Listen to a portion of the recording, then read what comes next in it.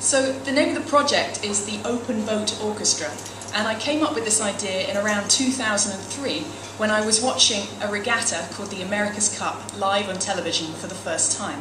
Can you click the next slide? Adam, of course, has run off. So I was watching this on TV, and we don't normally watch sailing on TV. And there were so many people that I couldn't actually see the screen, but I could hear the sound. And so I was listening to sailing.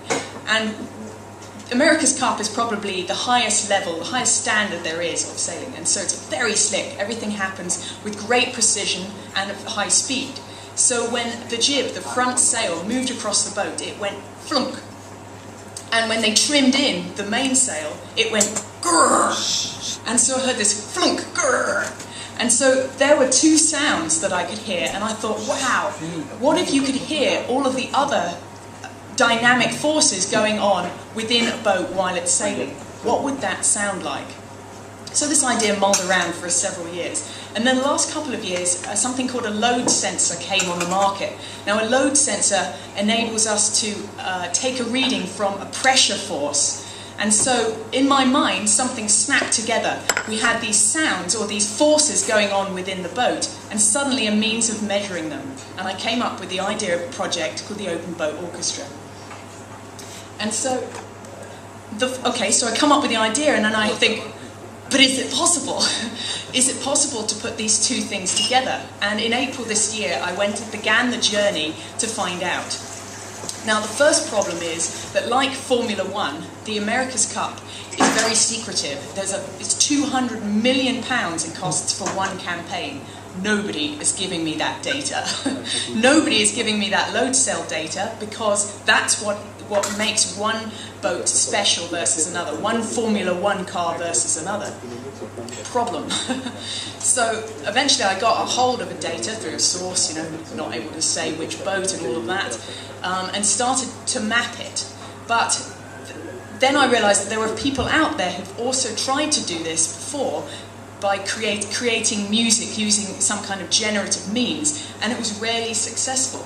So I went in search of people who might be able to shed some light on what I was trying to do.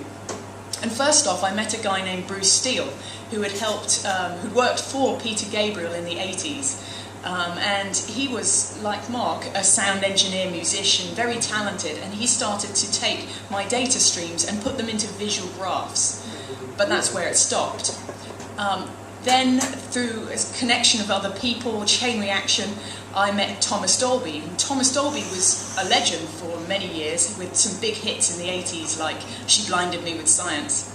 But more significantly, Thomas Dolby started his own company to create polyphonic ringtone software that's in nearly 1 billion mobile phones today. Good guy to speak to, but very busy guy. And I went to meet Thomas, and he was performing, and I was talking to some of his band members, and I told them about the project, and they said, the guitarist, Kevin Armstrong, said, well, this sounds more like a Brian Eno project, because Brian Eno was one of the ambient forefathers he was one of the musical forefathers of ambient music. And so I sent Brian Eno management a proposal.